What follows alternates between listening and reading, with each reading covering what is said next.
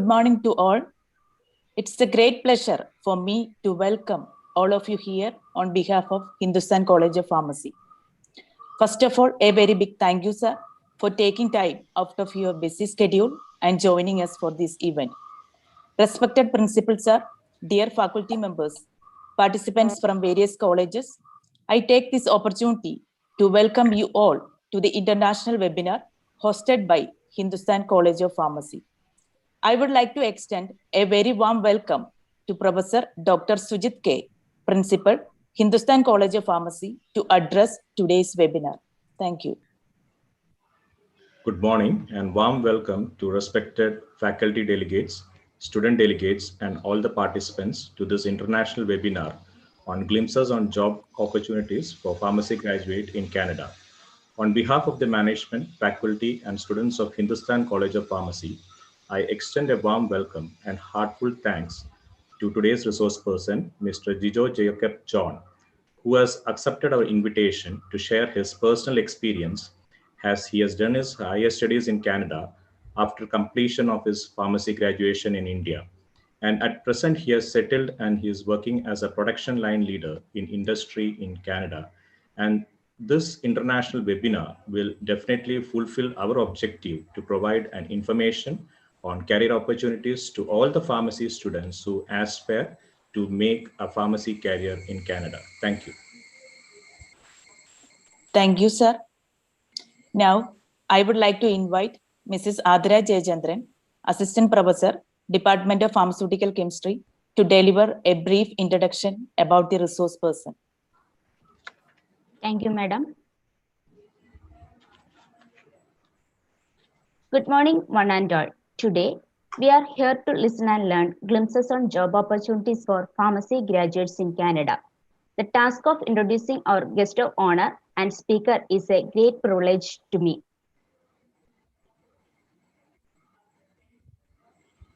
I feel elated to introduce him to everyone. We are very much lucky to have with us today Mr. Jijo Jacob John as our resource person. Our speaker has had a distinguished career in pharma industry. Mr. Jijo Jacob John is a young pharmacist from India with a bachelor degree in pharmacy. He completed his graduation in pharmacy from Pushperi College of Pharmacy, Tiruvalla.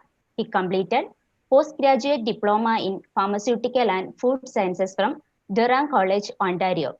Also, he done his graduation in project management from Durham College, Oshawa, Ontario in Canada. Mr. Jijo Jacob John, he worked as quality assurance technician at Fresh Delmonte, Oshawa since 2018 and as a quality assurance technician at FGF Brands, Penma location from 2019. Currently, he is working as a production line lead in FGF Brands from August 2020. After all, he is a living inspiration to the young ones. Now, I request our resource person, Mr. Jijo Jacob John, to take over the session. Once again, you are truly welcome, sir. Sir, please.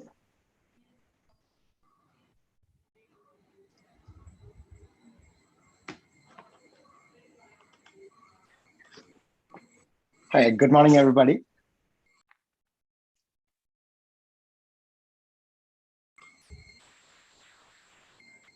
I guess all of you can hear me loud and clear, right? Yes, sir. Yes, sir.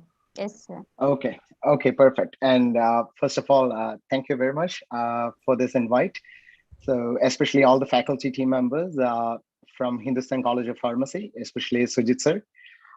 Thank you for giving me this opportunity to deliver this webinar on job opportunities in Canada. So I guess I can introduce myself a little bit, as Adra ma'am has given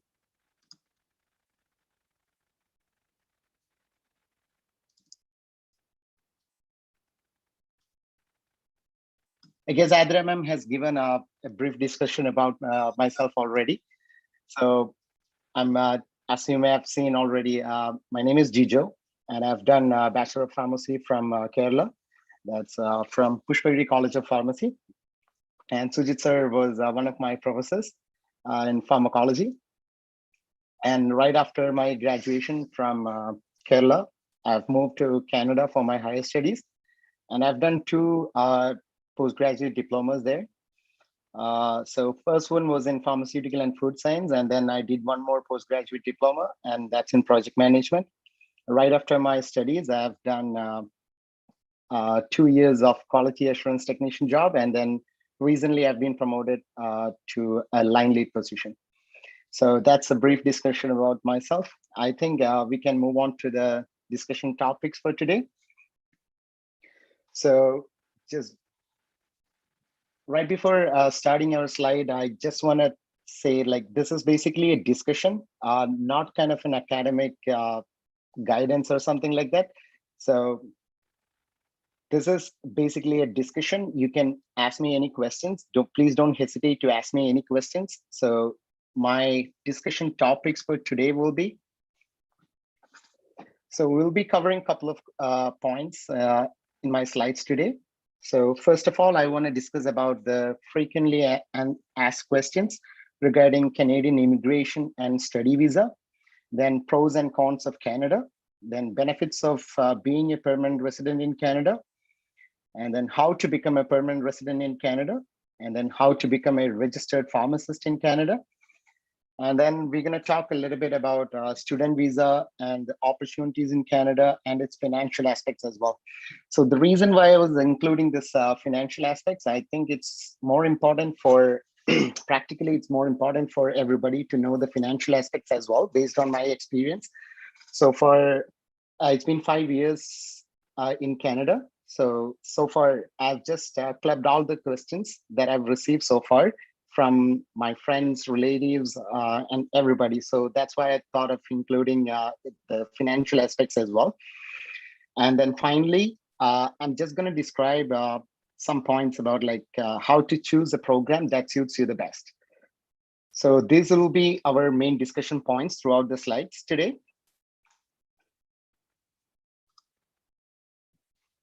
All right, I guess this would be $1 million question for everybody right after completing their bachelor's in Kerala, I guess. Because I had this question for myself as soon as I completed my graduation. What would I do after my B.Pharm or PharmD or my graduation? Like, so since we all know, like we have different streams to go, like right after completing the graduation, that's the basic thing. And we can either go for masters, or we can move to an industrial setting, or we can move to a research-based study, or we can start a job in either clinical pharmacy or industrial pharmacy, or move abroad, even study more. So we had a couple of lot of things in our mind going through at this point. So I think so right after the completion of bachelor's, these were the points I was thinking, and I guess most of the students in final year or the students who have completed their graduation just now will be either India, UAE, or Canada, New Zealand, or Australia. So these will be the countries going on through everybody's mind right after the bachelor's, because in India, we can even start a business. Pharmacists can run a retail shop, or we can practice in hospitals, or we can move to the research field, or we can do our masters. We have multiple options in India. All right, but at the same time, people look at the neighboring countries too, like UAE.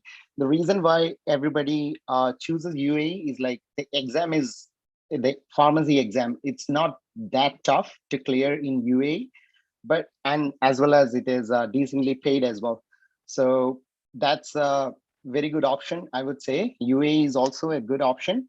And the third option would be like study abroad.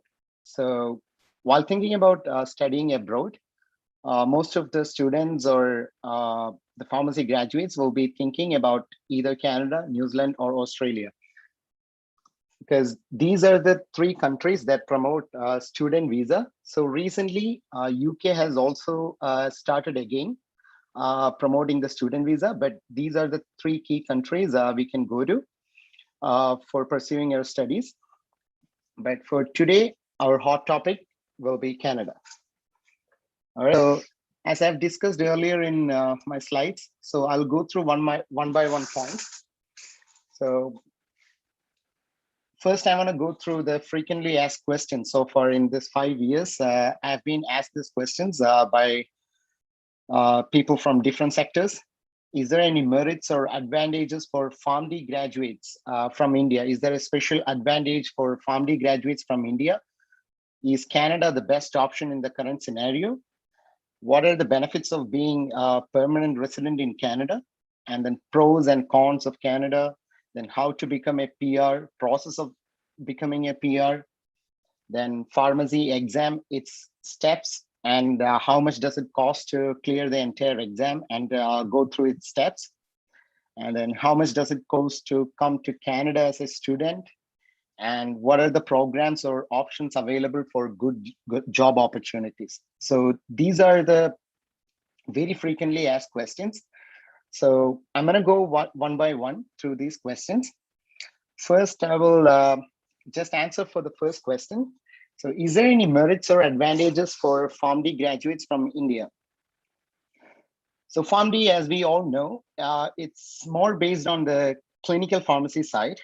But when coming to Canada, and if you want to work as a pharmacist in Canada, there won't be any special considerations or we won't be able to omit any steps in pharmacy registration with a PharmD graduation.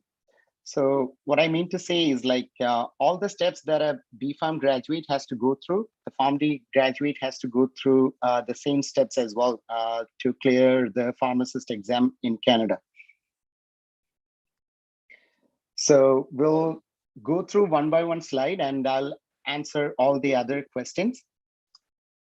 So while moving to the second questions, is Canada the best option in the current scenario? Okay, so for this one, I would say like it would be a better answer if I say, why did I choose Canada? Because when I looked at different countries for like Australia, New Zealand, Canada for my higher studies, the reason why I chose Canada is like high chances of being a permanent resident, because as you all know, Canada is a less populated country and they are promoting immigration program because the second largest country in the world, but population wise, there is only a little bit population over here in Canada. So there is a high chance of being permanent resident. And the processes are like a little bit easier when compared to other countries. And then better living standards. When it comes to Canada, unlike from India, a highly paid job and minimum paid job, everybody will get the basic living standards. So these are the factors that I considered when I chose Canada as my country for my higher studies. And moreover, there are better job opportunities in Canada as well. So I have attached a screenshot saying like Canada has been ranked #1 in quality of life rankings when coming to living standards. So since 2020, Canada is at #1 position, the best country to live in. So it's ranking first among all the countries in the world. So these are the factors that I took into consideration while choosing my country of study. All right. So settling in Canada means the basic step is like you have to be a permanent resident in Canada. So if you don't become a permanent resident, there won't be any rights or benefits we can really say. So the first step is to become a permanent resident in Canada. So the benefits of being permanent resident in Canada is like all rights and benefits as a citizen, except right to vote and join military services. Okay, once we are permanent resident in Canada, we'll have all the rights and benefits, just like a Canadian born citizen, except the right to vote, and we cannot join the military services. All the other factors, it's same as a Canadian born citizen, and all the medical benefits. Once you become a permanent resident, all your medical expenses will be covered by the government. So that's another important factor, because once you grow older, this factor is going to be like very crucial, because all the medical expenses, when I say like X-ray, MRI scan, all your, like all the other medical benefits will be covered under the government. So, and get all the social benefits. So the best example for social benefits, when I say, is like, so recently, the pandemic hit the entire world, right? So when it came to pandemic situation, all the permanent residents over here in Canada were given like the basic pay. So that are required to like meet their basic requirements in their life was given by government, and that's not repayable. So these are really, really crucial benefits of being a permanent resident in Canada. And once you cannot jump into directly into citizenship, first, before citizenship, the first step is Canadian permanent residence. And once you become a Canadian permanent resident, you can apply for a Canadian citizenship as well. And the benefit of being a citizen is like Canadian passport is the 9th most powerful passport in the world. And it's going to give you a visa-free travel to 183 countries. So when you say you are a citizen of one country, it's going to evaluate like how powerful is the passport. So we can say like Canada is the 9th most powerful passport holder. Like, so if you hold a Canadian passport, so that's going to be very beneficial for you. So that these are the benefits of being a permanent resident in Canada. But always remember, Canada is not a dreamland. At least for everybody, it's not a dreamland. So that's why I want to discuss about the pros and cons of Canada. So first, let's go by the positive side. The pros is like better standard of living, as I've already told you, free basic medical coverages, and then employment insurance in case of job loss. As you may all know, like in India, if we lose our job, we won't get any pay for the very next month. But it's not the same in Canada. So at least for the next 9 to 10 months, if you lose, let's say in the worst case scenario, just like a financial crisis, if we lose our job, and for the next 9 to 10 months, government is going to pay for us. That's the employment insurance. So these are the pros for living in Canada. And at the same time, we have to look at the negative side as well. So these are the cons, like climate. As you may have all know, like Canada, it's good to see the snow. It's good to see the snow raining and everything, but climate, it's a crucial factor because it can go up to minus 40 degrees Celsius. When I say minus 40 degrees Celsius, I mean it, because it's drastically cold. So climate, when it comes to age people, then kids and everybody, not everybody can tolerate Canada's climate. So that's a crucial factor you have to consider if you choose to come to Canada. And then high taxes. When I say it's a highly paid or better paid country, at the same time, the taxes are very high too. As your pay goes higher, and the taxes that you have to pay for the government is also high. And we got to talk about the distance as well, as we are all tied to the home country. And if we want to fly to the home country, I'm telling you, like it's more than 20 hours flight time. So that's the distance. It's not like UAE. It's not like other neighboring countries. For us to go to back home for an emergency or whatever situation, you got to spend at least 20 hours or more in the flight. So distance is a factor, and then initial struggle. So it doesn't matter you come as a student or an immigrant, you will have an initial struggle for sure. So I've seen so many people leaving their job from Kuwait, UAE, and coming over to Canada and start from scratch. Because when I say start from the scratch, it really mean it. Because when you come to Canada, when you look for a job, so they all look for the Canadian education and Canadian experience. It's very crucial. So that's why I see a trend nowadays. Most of the Indian people and people from all over the country, they come to Canada for study, because Canadian education is really crucial, especially when you want to pursue your career. We always look for the Canadian experience. So these are the basic pros and cons of coming to Canada. And then I just want to discuss more about process of becoming a PR, because I know it's kind of maybe distant to the topic we are discussing right now, but at the same time, I've received these questions so many times, because how to become a PR in Canada. So right now, I've given the situation like coming to Canada as a student. So you can choose a 2-year program and then acquire a B-level job. B-level job is like in Canada, we have jobs listed like A category, B category, and C category. So for you to apply for the permanent residence, you at least need to have a B category job. So B or above. It can be either A category job or a B category job. I'm going to explain to you later what is A category job and B category job. So, and after acquiring a B category job, at least 1 year experience. After gaining 1 year experience, you got to clear general IELTS. When coming to Canada as a student, you got to clear the academic IELTS. And once you have completed the study and once you have gained enough work experience, you got to clear the IELTS again. So IELTS is not a one-time thing.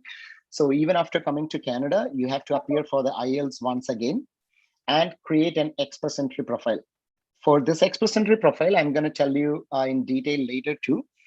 And then wait for invitation, upload your documents, and submit the PR application. So this is the basic process of becoming a PR. It's not a very complicated process as compared to other countries.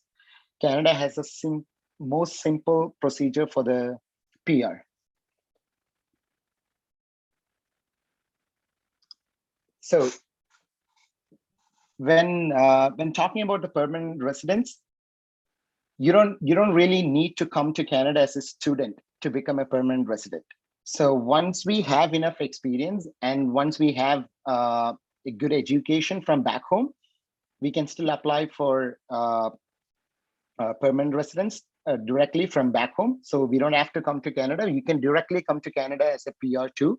So I've attached the link, and then this link is a government generated link, and it's going to ask you a couple of questions. And if you, it takes into consideration many factors like age, your education background, your IELTS score, and your work experience, and all those factors, your marital status, and all those factors are very crucial. So based on what you have answered, and as long as it's correct, it's going to give you a point. So that's the CRS points, comprehensive ranking system. That's what it is called. So it's a CRS points. So the CRS points, once you have gained let's say 450 points, so that's just a random number.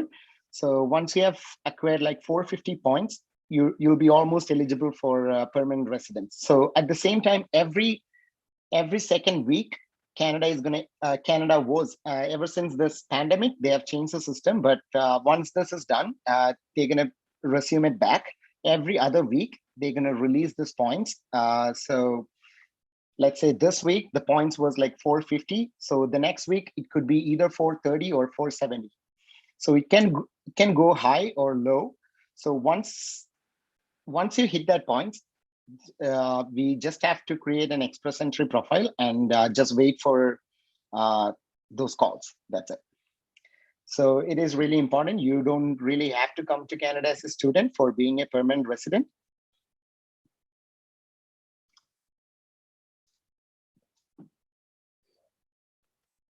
Okay, so for when coming to a pharmacy graduate, let's say from India, so we have two options. We can either clear the pharmacist exam and pursue our career as a pharmacist in Canada, or we can come to Canada as a student once we are settled down, and then we can concentrate on our pharmacist exam. The pharmacist exam is known as a Pebc exam, Pharmacist Evaluation Board of Canada. So it's a general body that creates this exam and then chooses pharmacist. So it has a lot of steps for clearing the PEBC.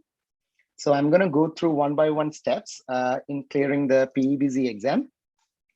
So first we have to register in NAPRA, National Association of Pharmacy Regulatory Authorities. and that's a body who regulates all the issues related to pharmacy. And then we have to do the document evaluation. The document evaluation is basically when we have, as I've told you earlier, they look for, in Canada, everybody looks for Canadian education.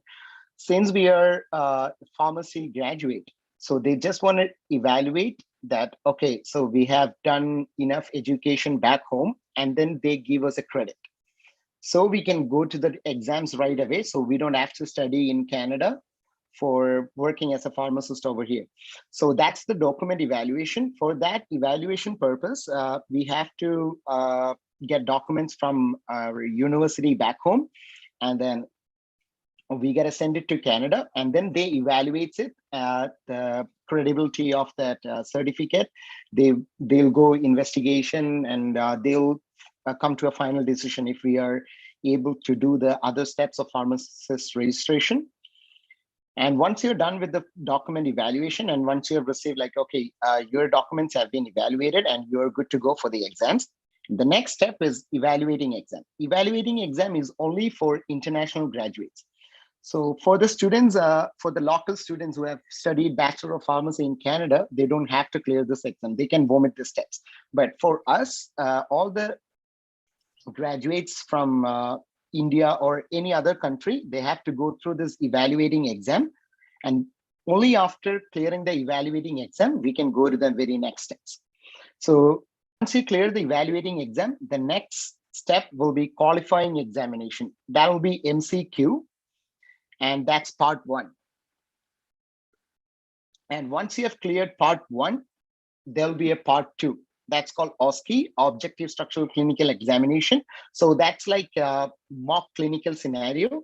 So as I've told you, part 1 is an MCQ exam, multiple choice question exam. Once you clear that one, you can participate in that part 2 exam. That'll be like as I've told you, mock clinical scenarios is like we'll be called to a room. Okay, so here pharmacists basically do patient counseling and all those stuff. Basically, we go through a PharmD program. So here pharmacists do all those things. Once we clear the part 1 exam, part 2 is all about clinical scenarios. They're going to give us a scenario, and then we have to actually mock how we counsel the patients, how we give advice to them, and how we alter the medicines for them. So that's about it. And then even when you have done the part 2, that's not the end of it. Still, you have to clear the IELTS exam if you haven't. If your IELTS exam is expired, you got to do it again, just for them to make sure we are proficient in this English language. And then finally, the certification and registration. It depends on different provinces. So different provinces have their own regulatory exams. So that depends on different provinces. Let's say I'm in Ontario right now, a province called Ontario. Ontario has a different licensure procedure, apart from, let's say, British Columbia or whatever. So it depends on the provinces. And moreover, you can see all these details in this website, like www.pebc.ca. It's very crystal clear in this website. Like they have brought down the steps just like this in my slides. They have brought down everything step by step, and you can go through it one by one, and it's going to give you a clear idea about it. Like, since I cannot include everything in my slide, so that's why I just wanted to give you this website, and you're always free to go to this website. This is from that PEBC, that board. So you can always go to that one and get a clear idea about these steps. So this is the thing that most of us doesn't discuss about in the beginning when talking about the steps in registration as a pharmacist, because I just want to bring this up too, because I have received this question too. Okay, so if you want to clear the pharmacy exam, so these are the steps, but at the same time, cost aspect is a critical factor too, because the reason why I'm including this is like, okay, if we want to clear the PEBC exam from back home, not coming to Canada, if you want to clear the PEBC exam from back home, so you got to be prepared with at least $5,000, 5,000 Canadian dollars. So that's going to be the entire cost of this PBZ exam steps. So it's not an overnight procedure. So for me, I guess it's going to take at least 1.5 years or 2 years for you to clear this exam, different steps. Even if you clear all the steps in first attempt, it's still going to take you 1.5 years, I guess. So at the same time, I just want to add one more point. So we have 3 chances of clearing this PEBZ. So once we have failed, or if we pass in the first attempt, that's well and good. But at the same time, we only have 3 chances to appear for this PEBZ exam. So I don't think there is a room to just give a trial and error. So once you have decided, okay, I want to pursue the pharmacy career in Canada, you got to be well prepared, because this is a costly exam. Plus, you have limited chances. You have only 3 chances to clear this exam. So that's why it's more crucial. And then I'm going to go to the student visa program next. So when coming to Canada as a student, so this is the second most question I've received so far. So how much money does it cost to become a student in Canada? So this is a very crucial question, because in the practical sense, when we talk about study visa or student visa, it is important to know its financial aspects as well. So this is a breakdown of the expenses when you decide to come to Canada as a student. So GIC, this is Guaranteed Investment Certificate. That's everybody call it as a show money. So this is the amount that we have to put in the Canadian bank just to show them, even though if we don't get a part-time job or something, we can survive by ourselves. So it won't be a burden for Canadian government.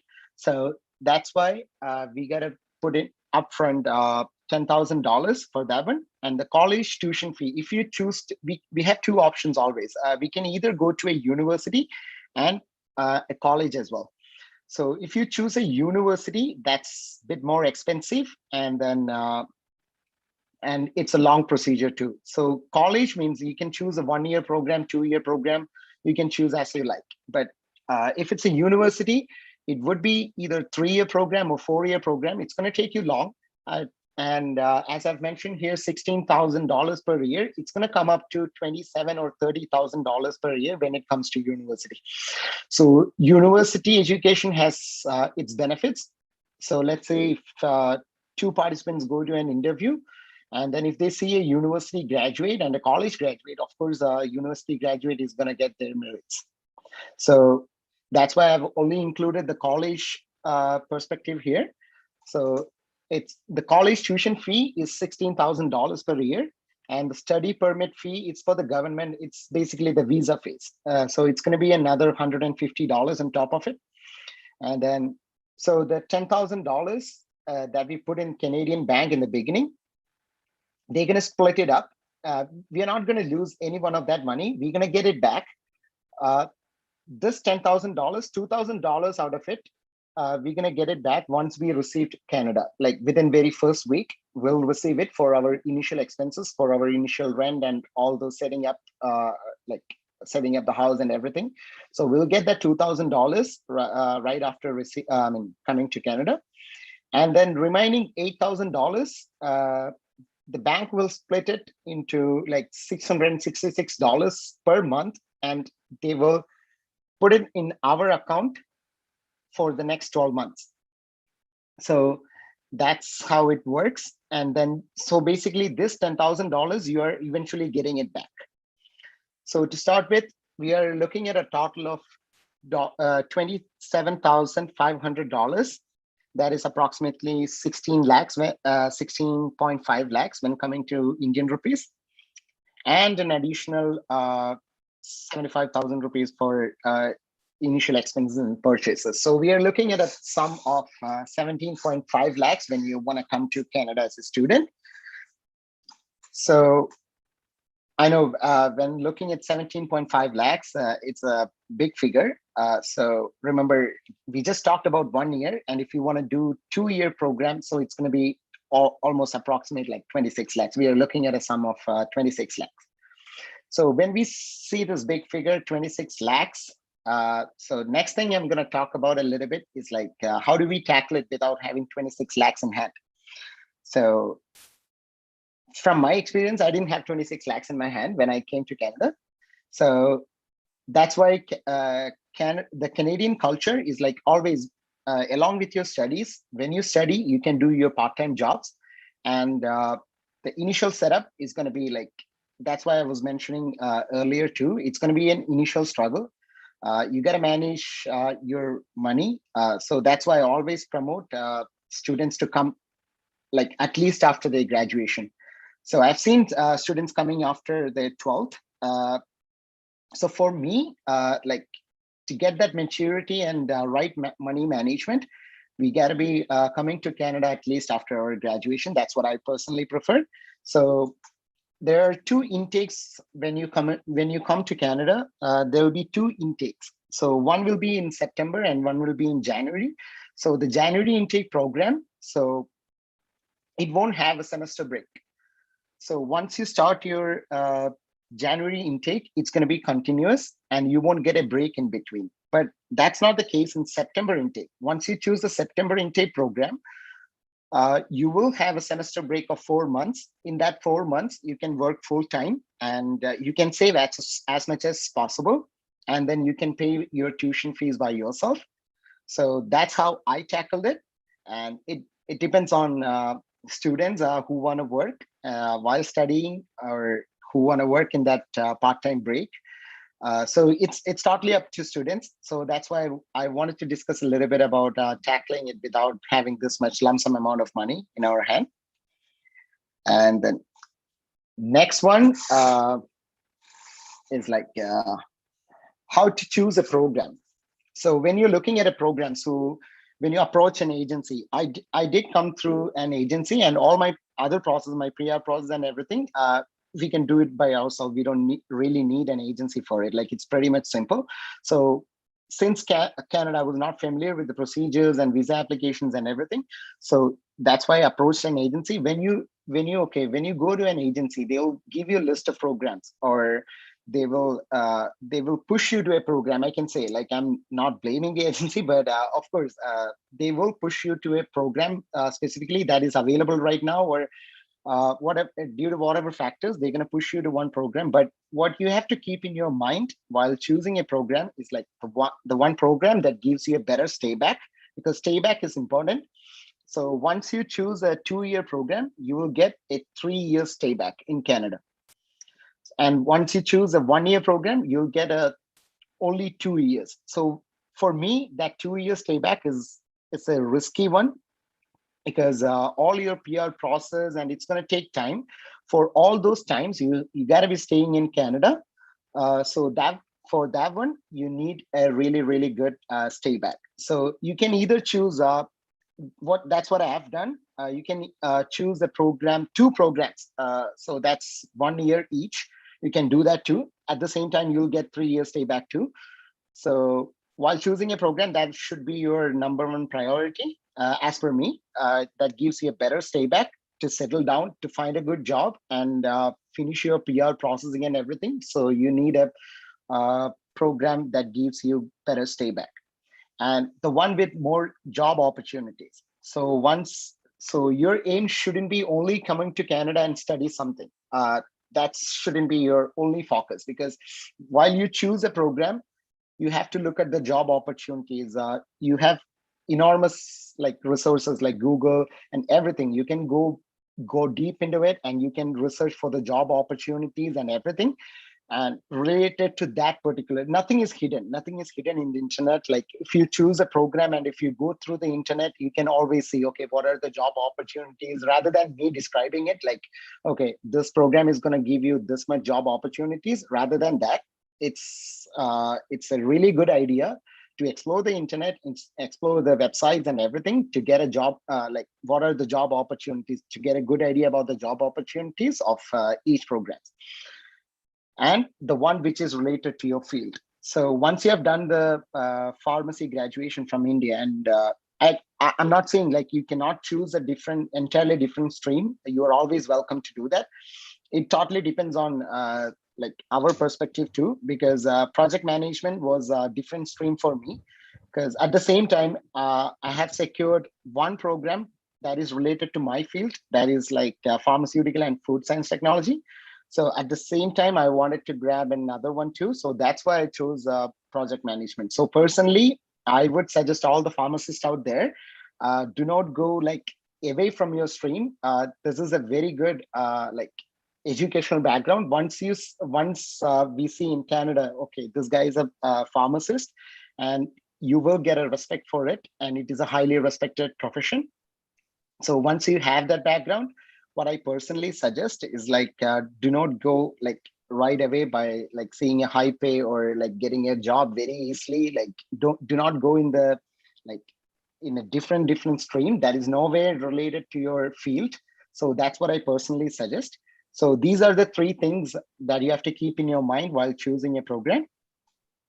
And then I think we can go to programs or courses outline. I think I've already talked about this. 1 year program, it's going to give you 1 year stay back, and then 2 year program, 2 or 3 year stay back, it depends. And 3 year program, it's going to give you a 3 year stay back. So it depends. So we have already talked about this. And then Jan, May, and September intake depends on programs. So not all the programs, just because of this semester breaks of 4 months and you have to do the part-time job, you don't really have to choose that particular program. If you really like a program, always what I suggest is like look for the long term. And if you really like a program, go for it. Don't look for the September intake. And if that program doesn't have a September intake, and if you really like that program, it doesn't matter. In the long run, it's going to benefit you. So you can always go for the Jan intake or May intake. It's up to different students.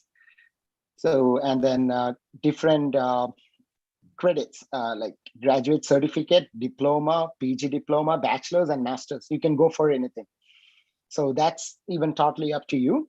So actually, if you choose a graduate certificate or diploma, the chances of visa rejection is going to be very higher, because the visa officer is going to ask you a question. So you are already a pharmacist from India. Why do you want to choose a diploma or graduate certificate? So that's what I've seen the trend 5 years ago when I was applying for a student visa. That's what I have seen, because the chances of visa rejections are a little bit higher as long as you're not going for a postgraduate diploma or at least the same level as you have taken. So graduate certificate and diploma is below our bachelor's of pharmacy level. So choose your programs wisely. But at the same time, students got admitted, like students have successfully gone through this visa application with the diploma and graduate certificate too. So it's a chance. So you can choose or you cannot. So that's really dependent on students too. And programs or courses, these are like only certain examples. Like I would say very few examples. At the same time, as I said, you can enormously use all the resources that you guys have right now, like pharmaceutical food science technology. That's what I have taken, and that's a 1 year fast track PG diploma, because this is actually a 3-year program. Since I have done like bachelor's of pharmacy from back home, that's why I got the credit, and I had to do only the track program. That's 1 year, so I could save actually 2 years, and I got the same postgraduate diploma since we have done the bachelor's of pharmacy from back home. So that's a benefit that I got from back home education. And at the same time, pharmacy technician is a decently paid job too. So that's right underneath the pharmacist profession. So this is, if you want to work in a pharmacy setting, and if you need more time to clear the pharmacist exam, I would say this is a better option, because pharmacy technician works in a, retail pharmacy or hospital pharmacy setting. So pharmacist will be the head of the pharmacy, but like pharmacy technician will also be working in the pharmacy. And this is a 2 years diploma. And this, for you to work as a pharmacy technician, you have to clear an exam too. Like the Pebc exam, you have to clear a licensure exam as well. And regulatory affairs, this is a good choice too, because this is not a This is not a clinical pharmacy or retail pharmacy setting, but at the same time, regulatory affairs, as you know, in Canada, everything is according to the law. So everything goes by the regulatory affairs.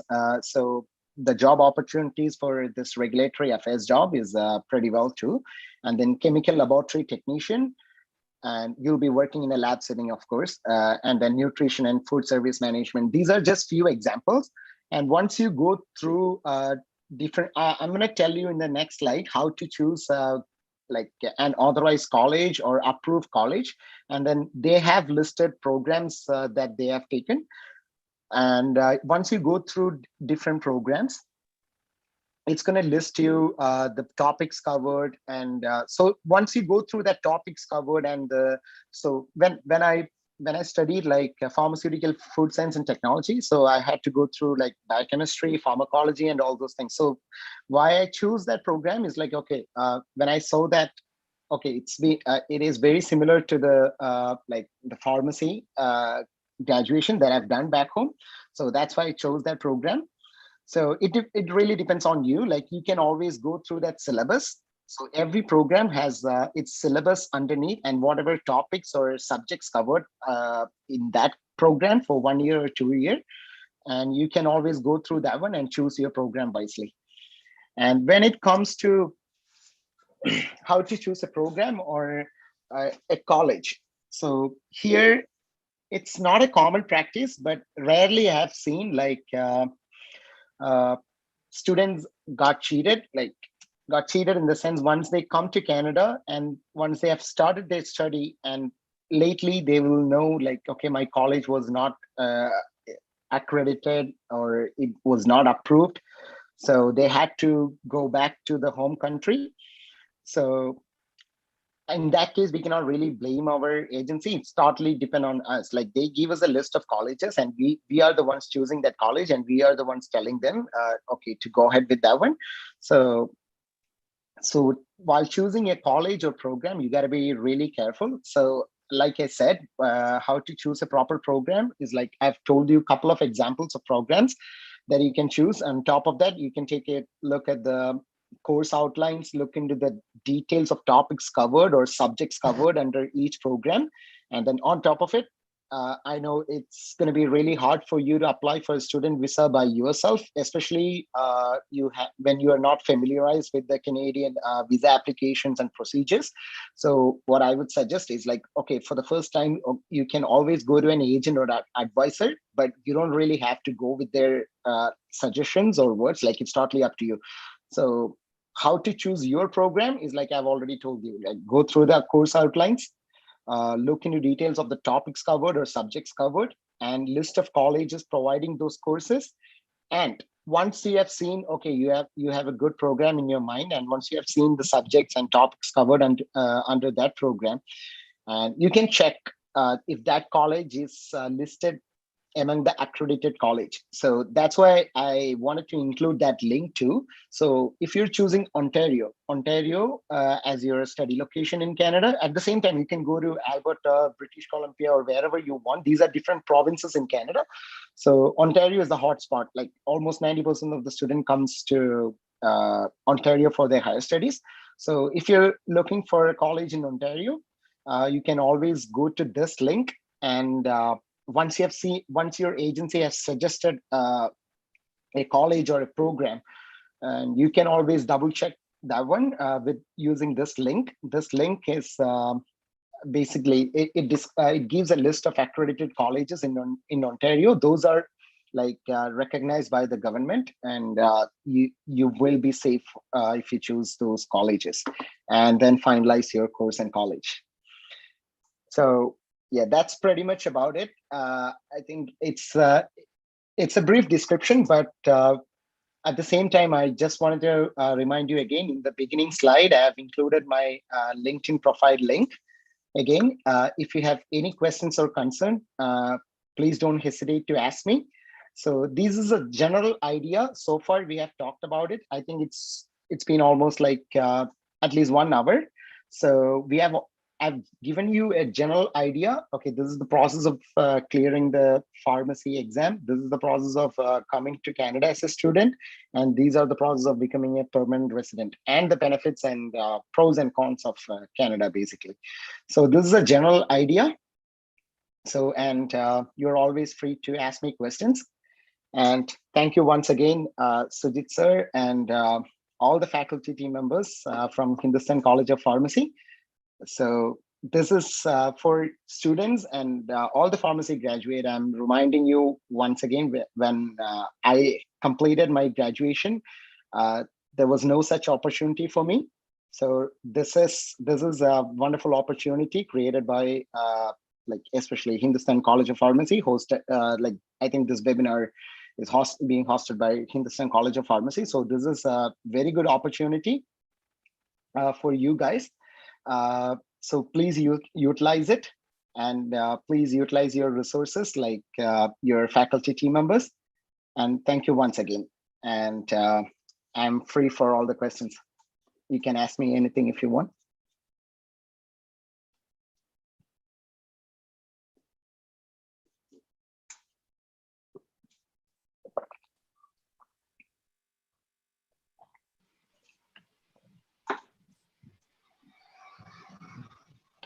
Sir, there is one question. Sure. What's the age limit for applying PR? It depends. As I said, when we talk about this CRS points, comprehensive ranking system, it clubs all the factors. Like I said, your IELTS score, your age, your marital status, your educational background, and your job work experience. It clubs all the factors. Once you have 1 year experience, it's going to give you different points. So once you hit the age of 30, every year you pass, your score is going to go down. So it is always a good opportunity. As we all know, like Canada is expecting like young people to Canada. So that's why they have set a point. So as far as we have seen, like ever since we hit the age of 30, and if you become 31, it's going to drop a certain amount of points. And if you hit 32 every year after the age of 30, your points are going to go a little bit down. So earlier, the best. So there is no age limit for applying for permanent residency, but the chances of hitting those points that I've talked about is like that CRS points, that 450 or 470, those points. The chances of hitting those points if you apply for the permanent residence as early as possible. Thank you, sir. Yeah, you're welcome.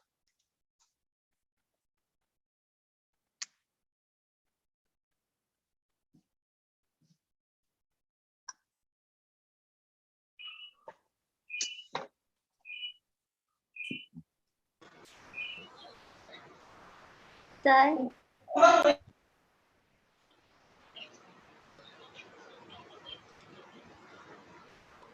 Sir, Yes. can we do our research programs in Canada? Yeah, for sure. You can do your research programs in Canada, but at the same time, it depends on what programs do you choose. If are you talking about coming to Canada for as a student, or once you come to Canada and do your research? Like, can you be like a little bit more clear on that one? Sir, I didn't understand what you are saying. And it depends on what programs do you choose. If are you talking about coming to Canada for sorry, yeah. So it really depends. It really depends. You can come to Canada as a to pursue your research as well. For that one, I think in the previous webinar, Remya ma'am, she has described a bit about it, because you need to have a good credits from your education, and plus you have to go through certain steps. I haven't included those in my slides, but there are several steps. It's different from the study program though. You can for sure. Thank you, sir.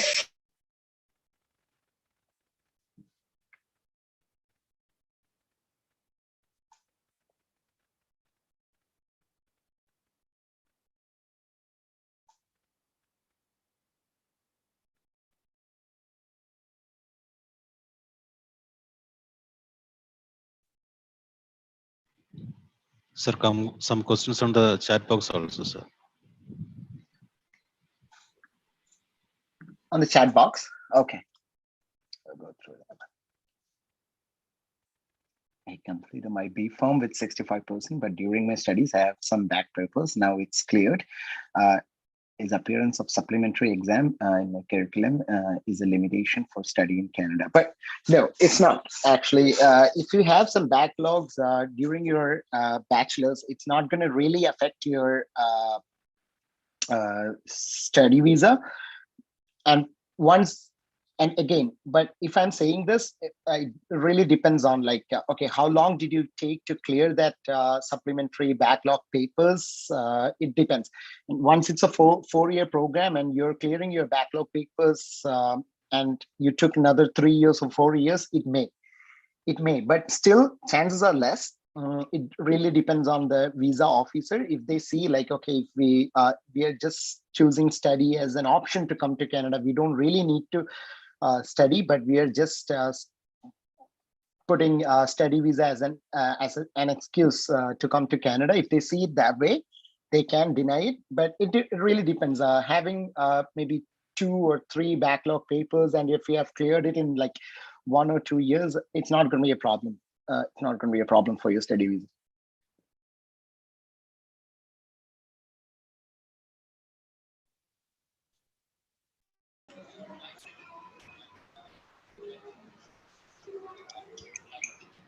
Prashant sir, I guess I've seen only one question in the chat box, if I'm right.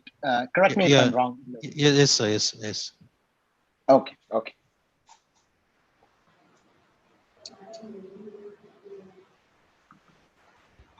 Sir, one more question in the chat box. Yeah, there is one more question. For job visa in Canada, require how many year experience? Okay. So again, coming to this one, for your work permit, for your work permit, as far as I know, is like you have to come to Canada as a student and then get your work permit. I haven't seen anybody coming to Canada only as a work permit, not a PR. So there are 2 options. That's what I've described in my slides. So you can either come to Canada as a permanent resident right away, or you can come to Canada as a student and then get your work permit and then permanent resident. So if you're talking about the permanent residence, again, you have to go through that link, and it clubs all the factors, not only your work experience. When it comes to your age, IELTS score, and everything, you need at least like, okay, if you have 3 years of work experience and if you have 10 years of work experience, it gives you the same point. So once you have 3 years of work experience abroad, I mean outside Canada, it's going to give you the same point. As long as like, even if you have 15 years of work experience, it's not going to add you any more points. So having 3 years of work experience outside Canada will put you in a safe place, I would say. Yeah. Sir, what are the biggest challenges faced by community pharmacy?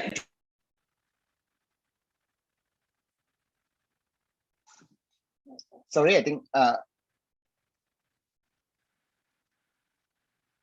didn't hear it. Was cutting off.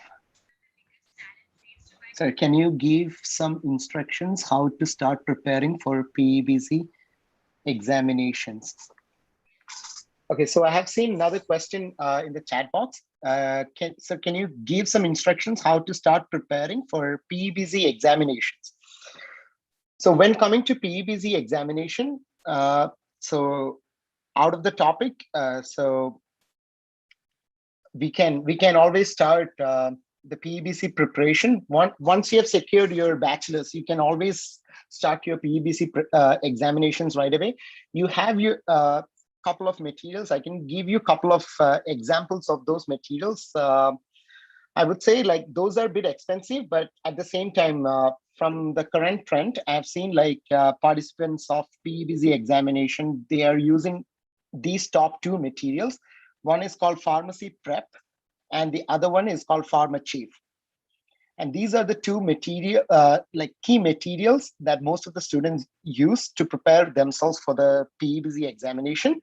And moreover, like our 4-year program is good enough, but at the same time, you need some more boost up for sure. You can go for either pharmacy prep or pharma chief. As far as I know, like these are the two key materials that we use to prepare for the Pebc examination.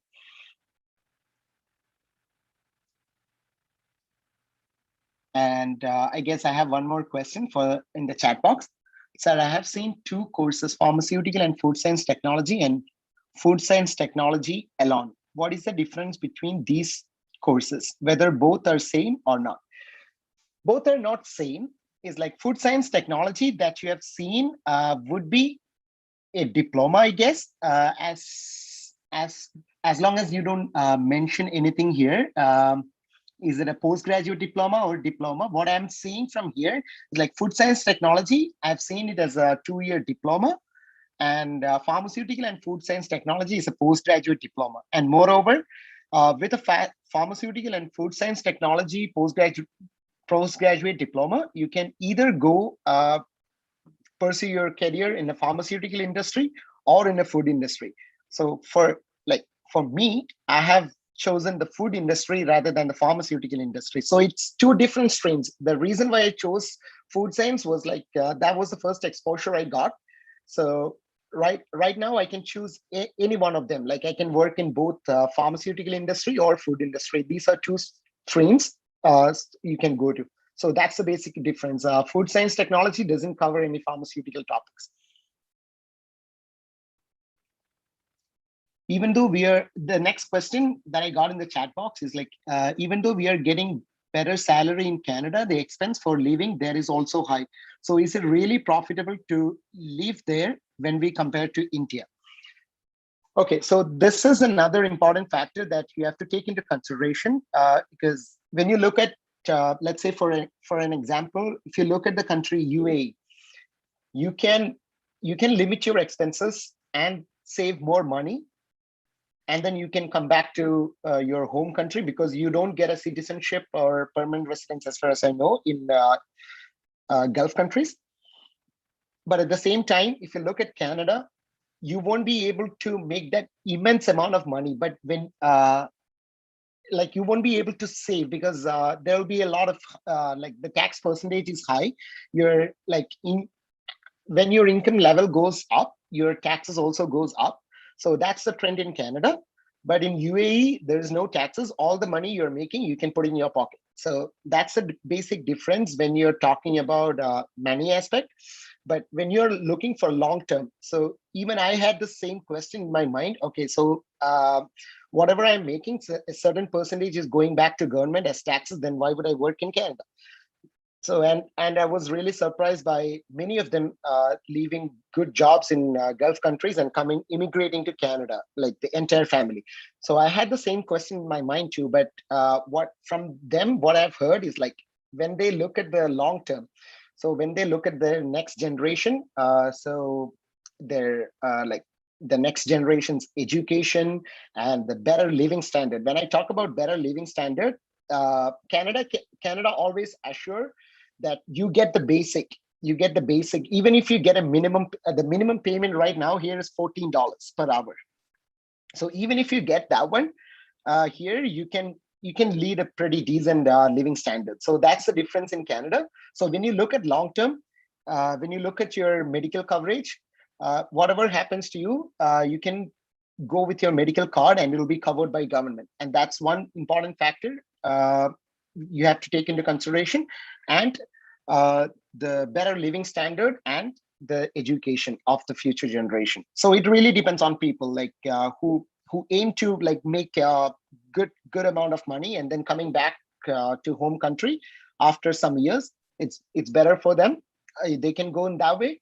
So whoever who looks for the long term and for the living standard. So I don't really care about like that, say that lump sum amount of money, no, but still they can come to Canada and have a better living standard. So that's the basic difference here.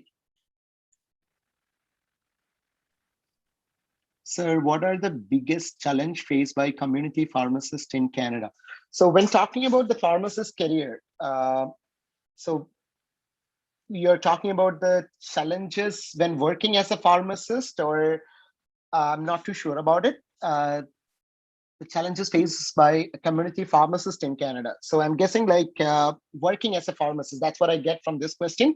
So while working as a pharmacist is a high, okay, yeah, I got the answer. It says working. Okay, so while working as a pharmacist, the biggest challenge is like, you got to be responsible for whatever happening at that pharmacy point, because the pharmacy profession and the way we practice in India and Canada is entirely different. Because even a single mistake, there is no room for a single mistake in either dispensing or like patient counseling or anything here. So here, I have read the news, like even pharmacists got sued by people. Here, the law is very strict. So you don't have a room for making any mistakes. So once you start practicing as a pharmacist, you got to be really good at your profession, and you got to be really careful about the profession. And at the same time, it's highly respected, and it's a well-paid job too.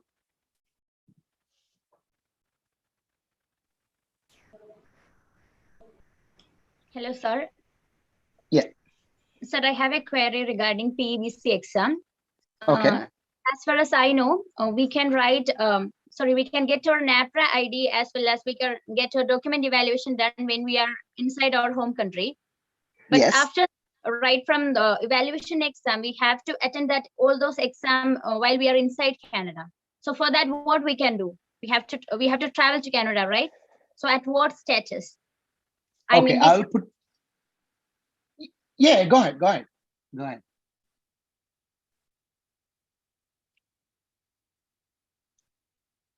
So are you done? So what I've heard is like, okay, so till that document evaluation process, we can clear that process from back home while we stay in back home, and from evaluating exam, that point of time we have to attend that exam in Canada. So ever since this pandemic hit, so I have not been on top of this this pharmacy exam. So these days, because ever since this pandemic hit, so there is an option to attend virtually. So we don't have to travel. So apart from this pandemic situation, so in our group, like the PEBC exam group, so what I've seen is like we can always apply for visitor visa and fly over to Canada and then attend the rest of the exams. But the thing with visitor visa is like once you apply for visitor visa, it'll be granted for 10 years. So that doesn't mean that you can stay here in Canada for 10 years, but you the maximum amount of time you can stay in Canada is 6 months, and then you have to travel back and come back again. So every 6 months you got to be traveling back and forth. So that's what I've seen. Like every time they want to write like clear an exam, they utilize the visitor visa. That's what I've seen. But ever since this pandemic hit, so there is always an option to right now the PEBC participants are attending the exams online and virtually. Okay, sir, thank you. But while we are inside Canada in visiting visa, we can't work there, right? We can stay there. Yeah, we can write our exam then, and it may take some like 1 to 1.5 years to complete all those procedures, and all that time we have to stay there without working, and that will be a financial burden, right? Of course. So that's why initially in the slide I said like you can choose this one. That's why I wanted to include that one as well, the financial aspects of clearing that pharmacy exam, because while describing the slide, I said like most of the people doesn't talk about this, but at the same time, I wanted to include this one because it is really important, because this is worth the $5,000. That's only the exam fees, but at the same time, you gotta be staying in Canada while like, I don't know when this pandemic is gonna be ending, but so as soon as we don't have this pandemic in place, we will have to exactly like you said, like we will have to spend some money over here to stay in Canada without working. Okay, thank you, sir. Yeah, no problem.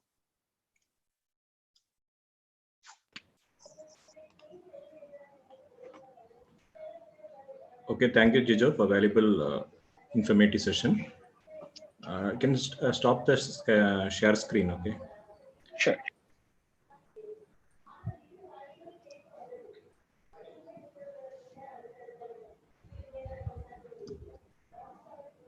Just give me 1 second, sir. No, no problem. Take your own time. Yeah. Yeah, Marit Miss, you can proceed.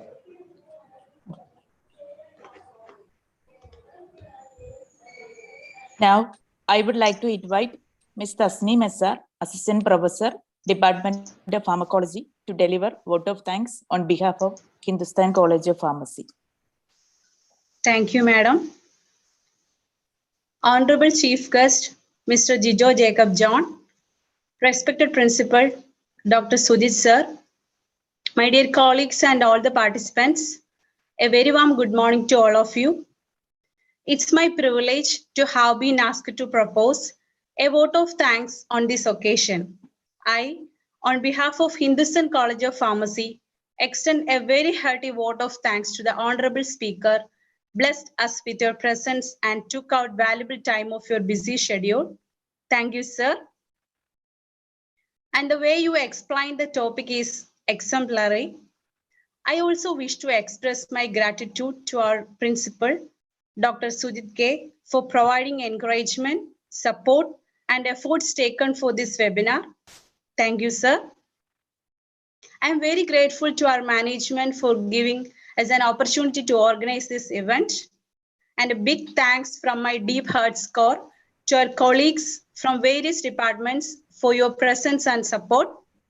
As we all know that no programs can become successful with a single person. So I extend my thanks to all the participants and students. I conclude my words. Once again, thank you all. Okay, thank you. Thank you, Jijo. Thank you. Thank you very much.